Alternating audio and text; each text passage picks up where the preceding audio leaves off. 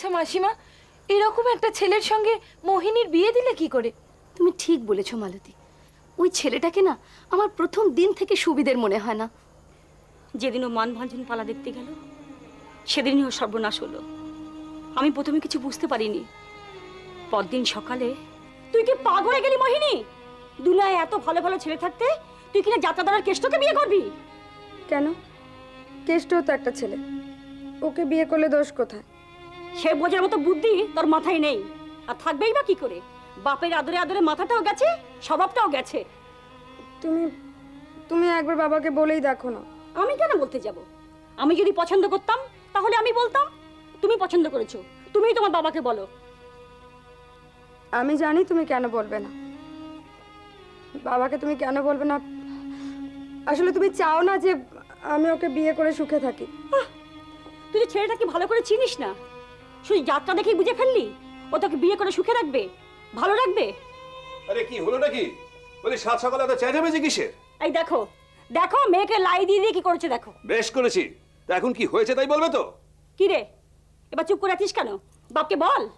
আর কি হয়েছে রে মা? দেখি দেখি। হে কি রে মা, তোর চোখে জল কেন?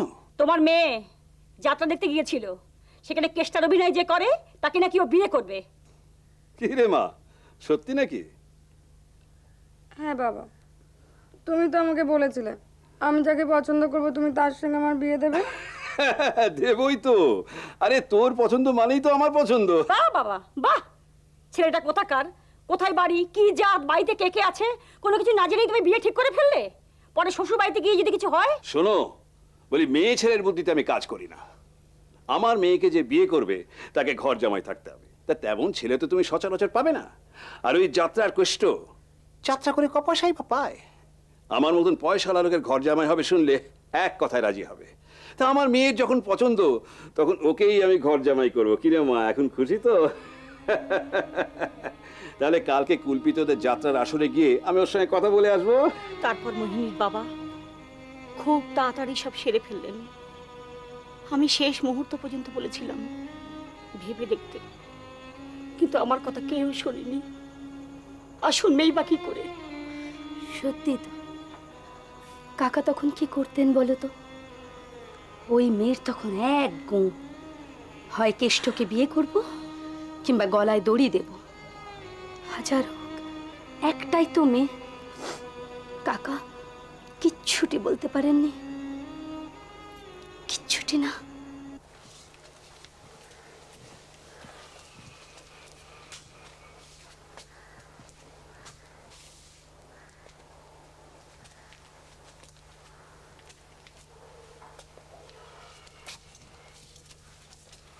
এনেছো? কত? 5000 আছে। 5000? ঠিক আছে, চালিয়ে নিতে হবে। ওই উকিলকে 5000 করেই দেবো। একেবারে বেশি দিলে আবার ভাববে যে মক্কেলের অনেক পয়সা। হ্যাঁ, তখন আবার বেশি চাইবে। কি হলো আমার সন্তামনা? হ্যাঁ, মুখটা এরকম গম্ভীর করে আছো, কি আছে? ও, বুঝতে পেরেছি, পরশু রাত্রে একটু বেশি খেয়ে ফেলেছিলাম, তাই তো? ঠিক আছে, মা কসম এরপর থেকে অল্প করে খাবো। অল্প খাবে কেন? না খেলেই বা কি হয়? খেলে কি হয়? কদিনই বা আমাদের বিয়ে হয়েছে বলো, এর মধ্যে তোমার সঙ্গে ভালো করে কোনোদিন রাতে কথাও বলতে পারি না। রোজ এক গাল করে গিলে এসে ঘুমিয়ে পড়ো। কতদিন খাবার খাওনি? মা রোজ সকালে জিজ্ঞেস করলে মিথ্যে করে বানিয়ে বলি, হ্যাঁ তোমার সঙ্গে অনেক রাত পর্যন্ত গল্প করেছি। এরকম রোজ রোজ মিথ্যে কথা বলতে আমার ভালো লাগে না। ভালো লাগতো যদি বিয়ের পর তোমাকে নিয়ে 1 মাসের জন্য কোথাও বেড়াতে যেত। আমার কত ইচ্ছে ছিল জানো, আমার সন্তামনাকে নিয়ে সমুদ্রে চান করব, কিন্তু সে অনেক খরচ। একে ঘর জামাই হয়ে আছি, তারপরে আবার তোমার বাবার কাছ থেকে টাকা নিয়ে বেড়াতে যাব। ছি ছি ছি ছি, ভাবলেই না আমি কিরকম লজ্জায় ছোট হয়ে যাই জানো। আসলে আসলে লজ্জা পেলেই আমার হাইটটা কমে যায়। এতে এতে লজ্জা পাবার কি আছে? ঘর জামাই হলেও তুমি জামাই তো। আর মেয়ের খুশির জন্য জামাই যা চাইবে আমার বাবা তাই দেবে। তা অবশ্যই ঠিক। আমি যা চাইব তা দিতে নিরঞ্জন ঘোষ বাধ্য। বাধ্য মানে? বাধ্য মানে দেখো, তুমি আমায় বিয়ে করতে চেয়েছিলে, ঠিক আছে, কিন্তু আমি তো নাও করতে পারতাম, কারণ তোমাকে তো সেই যাত্রার আসরে একবার ছাড়া দেখিনি, তোমার সঙ্গে আমার আলাপও ছিল না। কিন্তু তোমার বাবা এমনভাবে সব কথাগুলো বললেন। কেন, বাবা কি বলেছিল? তোমায় কিছু বলেননি? কই না তো। হ্যাঁ, বলেছিল যে তুমি এক কথায় রাজি হয়ে গেছো। তোমার বাবা ঢপ মেরেছিল। তোমার বাবা কি বলেছিল শুনবে? বলেছিল, না থাক, তোমার মুখটা তো আবার ওই মিউনিসিপ্যালিটির খারাপ কলের মতো, খালি হড় হড় হড় করে কথা বেরিয়েই যায়। বলছি তো আমি বাবাকে কিছু বলবো না। লক্ষ্মীটি, বলো না বাবা কি বলেছিল। সেদিনকে ওই তোমার কুলপিতে আমাদের গান ছিল, তো গান টান শেষ হয়ে যাওয়ার পর সব প্যান্ডেল ফ্যান্ডেল ফাঁকা হয়ে গেছে, সবাই চলে গেছে। তো আমিও মেকআপ রুমে গিয়ে সাজ পোশাকটা বদলে মেকআপটা তুলেছি, তারপরে একটা বিড়ি ধরিয়েছি। সেই সময় আমাদের ওই মেকআপ রুমের বাইরে একটা নারকেল গাছের ওখান থেকে আমাদের ম্যানেজার কমল খাঁর গলা পেল। মনে হলো কারোর সঙ্গে কথা বলছে। তার কিছুক্ষণ বাদে আমিও বাইরে এলাম। বললেন, আমি নিজের মুখে আমার কথা বলতে চাই না। আমার দলের নাম হচ্ছে হরিনারায়ণ যাত্রা সমাজ, খুব পয়মান্ত দল। আমি এখান থেকে অনেক ছেলে মেয়ের বিয়ে দিয়েছি। অনেক ছেলে মেয়ের বিয়ে দিয়েছেন? তা খরচপাতি কি সব আপনিই করেছেন? ওইটা মানে কিছু মনে করবেন না, আপনারা মদনের বিয়ের সম্বন্ধ নিয়ে এসছেন, কিন্তু কে ঘটক কে মেয়ের বাবা তা তো বললেন না। আগে না না, আমরা কেউ ঘটক নই। ও। আমি হচ্ছি সুনীল জানা, ওই চাঁদপুর গ্রামের পঞ্চায়েত প্রধান। নমস্কার। আর ইনি ইনি হচ্ছেন আমাদের গ্রামের বিশেষ প্রভাবশালী ধনী ব্যবসায়ী শ্রী নিরঞ্জন ঘোষ। নমস্কার নমস্কার নমস্কার নমস্কার। আমার কি সৌভাগ্য, আপনাদের মতো মানি লোক আমার পালা দেখতে এসছেন। খালি তাই নয়, আমার পালার নায়ককে আবার নিরঞ্জন বাবু জামাই করতে, এ তো আমার পরম সৌভাগ্য। আমি এক্ষুনি মদনকে ডেকে দিচ্ছি। মদন, এই মদন। কমলদা, আমাকে ডাকছেন? হ্যাঁ, এনারা চাঁদপুর থেকে এসছেন, তোর সঙ্গে কিন্তু কথা বলতে চান, এই তোর বিয়ের ব্যাপারে আর কি। আমার বিয়ে মানে? মানে আমার একমাত্র মেয়ে মোহিনী তোমাকে বিয়ে করতে চায়, আর আমরা সেই ব্যাপারেই কথা বলতে এসেছি। কিন্তু আমি তো আপনাদের মেয়েকে চিনি না, আপনাদেরও চিনি না, আর তাছাড়া আপনারাও আমার সম্পর্কে কিছু জানেন না। বাবা, সম্পর্ক হলেই সবকিছু ভালো করে জানা যায়। তাছাড়া তুমি ওই চাঁদপুর গ্রামের যে কোনো লোককে জিজ্ঞেস করলে জানতে পারবে শ্রী নিরঞ্জন ঘোষ কে। এই এই এই শোন শোন শোন, এত জানাজানি কি আছে? আমি খোঁজ নিয়ে দেখেছি, ইনি খুব বড় লোক। রাজি হয়ে যা, এরকম সৌভাগ্য সবার হয় না।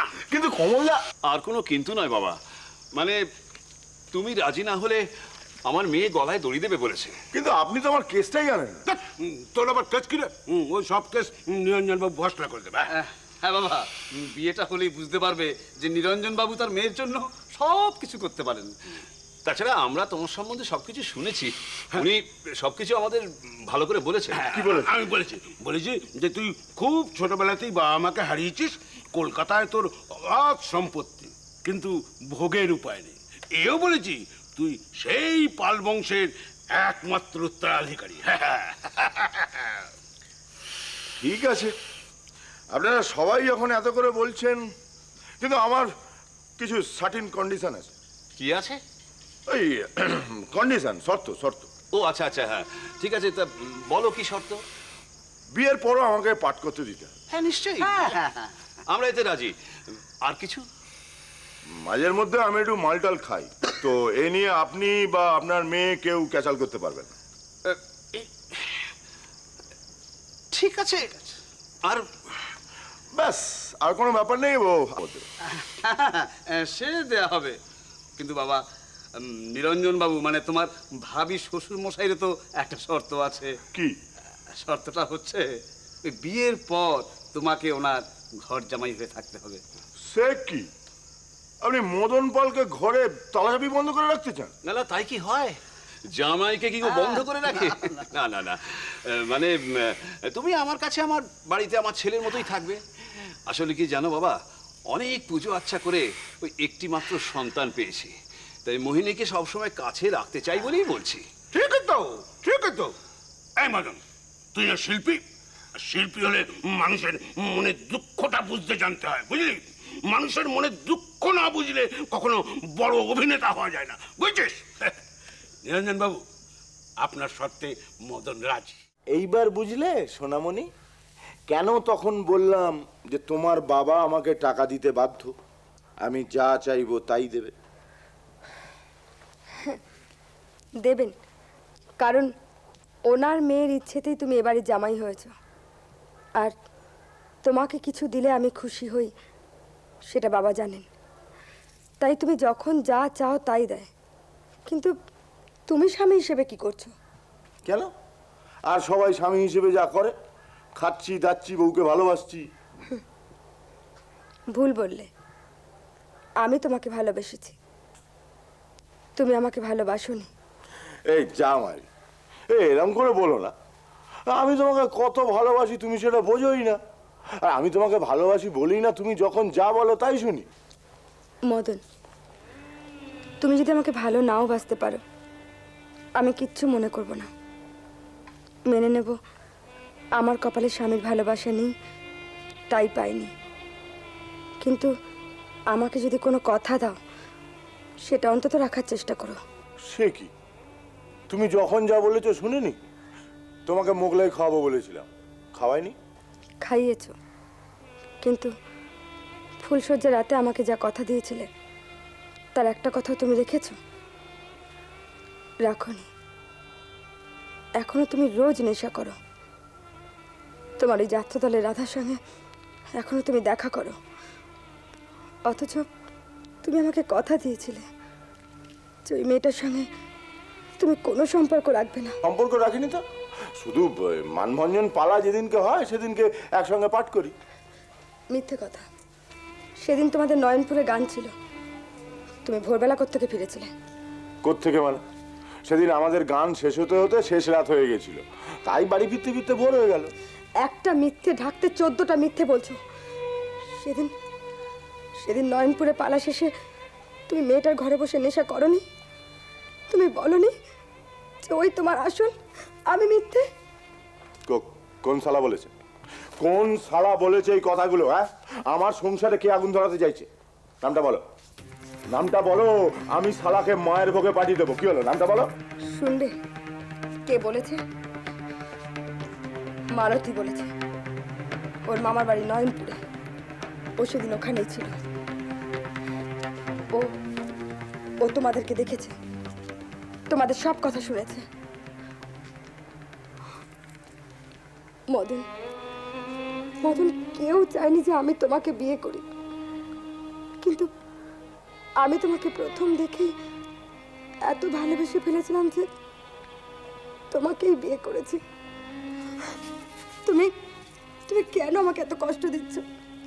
কেন আমার সঙ্গে এরকম ব্যবহার করছো? আমি আমি তো তোমার কাছে কিচ্ছু চাইনি মদন, শুধু শুধু একটু ভালোবাসা চেয়েছিলাম। তুমি তুমি মিথ্যে করেও আমাকে একটু ভালোবাসতে পারো না? বলো না, পারো না? মোহিনী, আমি তোমাকে সত্যিই ভালোবাসি, কিন্তু কিন্তু তুমি বুঝতে পারো না। আমি কি করব বলো? তারপর তুমি আজকে আমাকে অপমান করলে, তাও আবার ওই মালতীর কথা শুনে। তার মানে মালতী যা বলেছে সব মিথ্যে বলেছে? হ্যাঁ, মিথ্যে বলেছে। ও আমার নামে সমস্ত আলফাল কথা বলছে, কিন্তু কিন্তু ও কি তোমাকে বলেছে যে ও কি করেছে? ও কি করছে তা দিয়ে আমার কোনো দরকার নেই। হ্যাঁ, দরকার আছে, কারণ ও আমার সঙ্গে নোংরামি করেছে। ছি, মালতীর নামে এসব কথা বলতে তোমার মুখে একটু আটকালো না? সত্যি কি মিথ্যে সে কথাগুলো তুমি মালতীকে গিয়ে জিজ্ঞেস করলেই পারো। সালা সালা এত বড় নোংরা মেয়ে ছেলে যে আমাকে না পেয়ে আমার সংসারে ভাঙন ধরাতে চাইছে। তোমাকে না পেয়ে মানে? মানে মানে শুনবে? ওই যে যেদিনকে তুমি আমাদের পালা শুনতে গিয়েছিলে, সেদিনকে মালতীও গিয়েছিল। আর তারপরের দিন সকালবেলা যখন আমি ওই পুকুর ঘাটে স্নান করতে যাচ্ছি, তখন আমার সঙ্গে দেখা করতে এলো। এসে আমাকে বললো ওকে বিয়ে করতে হবে, না হলে নাকি ও পাগল হয়ে যাবে। মালতী তোমাকে এসব কথা বলেছে? না তো কি আমি তোমাকে বানিয়ে বানিয়ে বলছি? শোনো, আমি শহরে যাচ্ছি, ফিরতে রাত্রি হবে, আর মালতীর বাড়িতে আমি একবার ঘুরে যাব। না, তুমি ওদের বাড়িতে যাবে না, তুমি কিছুতেই যাবে না। চুপ! একদম ফ্যাচ ফ্যাচ করবে না, একদম ফ্যাচ ফ্যাচ করবে না। ওই শালা মাগির সঙ্গে একটা বোঝাপড়া আমাকে করতেই হবে। এই তো সবে শুরু, এবার থেকে নিজেও কাঁদবি, আমাদেরও কাঁদাবি। তখন আমি কত করে বারণ করেছিলাম, শুনেছিলি আমাদের কথা? যাত্রা দলের কেষ্টকে দেখে সত্যিকারের কেষ্ট ভেবে বসলি। তবু কলকাতার কোনো নামই দল হলে কথা ছিল। সেখানকার নায়ক নায়িকারা সব শিক্ষিত, লেখাপড়া জানে, ভদ্রবংশের সন্তান। আর মদন গাঁয়ের একটা ছোট্ট দলে কেষ্ট সাজে। 1 নম্বরের ছোট লোক, 1 মাসে তোদের বিয়ে হয়নি, এরই মধ্যে এই মা, মালতী ওর নামে যা তা বলেছে, মদনও মালতীর নামে যা তা বলেছে। আমি এখন কি করব বলো? কার কথা বিশ্বাস করব? মালতীর কথা শুনে আমি ওর সঙ্গে ঝগড়া করেছি, ওকে যা তা বলেছি। তুমি একবার ওর সঙ্গে কথা বলো না মা, রাত্রিবেলা। আমি কেন কথা বলবো? আগুনে হাত দিয়ে এখন আমাকে বলছিস মলম লাগাতে? তোর বাপকে বল, যে জামাই ঠিক করেছে সেই কথা বলুক। বাবা কিছু বলতে গেলে যদি ঝামেলা করে, আমি সামলাতে পারবো। আমি না হয় ভুলই করেছি, তাই বলে তুমি মা হয়ে কি করছো? আমাকে যদি এভাবে একাই করে দেবে, তাহলে জন্মের পর মেরে ফেললে না কেন? তাহলে তো আমাকে নিয়ে তোমাদের এত ঝামেলা করতে হতো না। সন্তান মাকে অনেক কিছু বলতে পারে, কিন্তু মা পারে না। তোকে বকতে, খারাপ কথা বলতে আমার যে বুকটা ফেটে যায়, সেটা কি তুই বুঝিস? আমি তোকে যা বলি আমার যন্ত্রণা থেকে বলি। ওরে, অনেক পুজো করে, অনেক মানত করে তোকে আমি পেয়েছি। বড় মমতা, ভালোবাসা, আদর দিয়ে তোকে আমি বড় করেছি। আমার অনেক আশা ছিল তোকে কোনো বড় লোকের ঘরে রাজপুত্রের সঙ্গে বিয়ে দেব, তুই রাজরানী হবি। কিন্তু তুই আমার সমস্ত স্বপ্ন আশাকে ভেঙে আমার দিন রাত্রি এক করে দিলি। কেন দিলি বল মোহিনী, কেন দিলি? কেন দিলি বল মোহিনী, কেন দিলি? বুঝলে কানন, ওই পঞ্চায়েত প্রধান সুনীল জানা আর উপপ্রধান যাদব কংস বণিক জামাইয়ের খুব প্রশংসা করছিল। বলছিল জামাই নাকি ওদের খুব ভক্তি করে, শ্রদ্ধা করে, মদনের ব্যবহারে নাকি বড় বংশের ছাপ আছে। কি ব্যাপার বলো তো, তোমরা চুপ করে আছো কেন? তোমাদের দেখে তো মনে হচ্ছে একটু আগে ঘরে ঝড় বয়ে গেছে। মেয়েকে জিজ্ঞেস করো না কি হয়েছে, জিজ্ঞেস করলেই বুঝতে পারবে। আমার কথা না শুনে তুমি কত বড় ভুল করেছো। আর কি হয়েছে তাই বলবে তো? আরে মা, কি হয়েছে রে মামা? মানে তোর মা কি তোকে কিছু বলেছে? বাবা, আমার সর্বনাশ হয়ে গেছে বাবা, আমার সব কিছু শেষ হয়ে গেছে। আমি বেঁচে থাকতে তোর সব কিছু শেষ হয় কি করে? তা কিসের সর্বনাশ, কোন সর্বনাশের কথা বলছিস আমি তো কিছু বুঝতেই পারছি না। তুমি যদি বুঝতেই পারবে তাহলে আমাদের সর্বনাশটা হবে কি করে? আমি যখনই কিছু বলতে গেছি তখনই তুমি বলেছো মেয়েদের সব ব্যাপারে কথা বলা অন্যায়, সংসারের ছেলেরাই সব। এখন বোঝো, মেয়ের কথাই নিয়েছে যাত্রাদলের কেষ্টকে জামাই করে তুমি তোমার নিজের মেয়ের কত বড় সর্বনাশ করেছো জানো? বারবার এক কথা না বলে আসল কথাটা বলবে। শোনো শোনো, জীবনে প্রত্যেকটা সর্বনাশের শেষ করেছি বুদ্ধি দিয়ে, আর যেখানে বুদ্ধি কাজে লাগেনি সেখানে অন্য রাস্তা নিয়েছি, আর সেই রাস্তা অত্যন্ত ভয়ঙ্কর। দরকার হলে মেয়ের জন্য সেই রাস্তা আমি আরেকবার নেব। বাবা, ওই ডাইনির হাত থেকে তোমাদের জামাইকে বাঁচা, ও আমাদের সবাইকে খেয়ে ফেলবে। ডাইনি আমাদের সবাইকে খেয়ে ফেলবে মানে? ও তুই যাত্রা রাধার কথা বলছিস? সে তো এই গ্রামে ছিল না, সে আবার কোত্থেকে এলো? এলো আবার কি, সে তো পাশের গ্রাম নয়নপুরেই আছে, ঘর ভাড়া নিয়েছে। হ্যাঁ বাবা, তোমাদের জামাই এখনো রোজ সেখানে যায়। তা তোরা কি করে জানলি? মালতীর মামার বাড়ি নয়নপুরে, ও নিজে চোখে দেখে এসেছে। তোমাদের জামাইকে আমি বলেছিলাম বলে রাগ করে সকালবেলা ঘর থেকে বেরিয়ে গেল। তা কখন ফিরবে কিছু বলেছে? বলেছে কলকাতায় যাবে, ফিরতে রাত হবে। আজ রাতেই চাঁদপুরের মাটিতে আমি ওকে পুঁতে ফেলবো। ও নিরঞ্জন ঘোষকে চেনে না। আমার মেয়ের চোখ দিয়ে যে কফনটা জল পড়েছে, ওর শরীরটাকে আমি ততগুলো টুকরো করে কাটবো।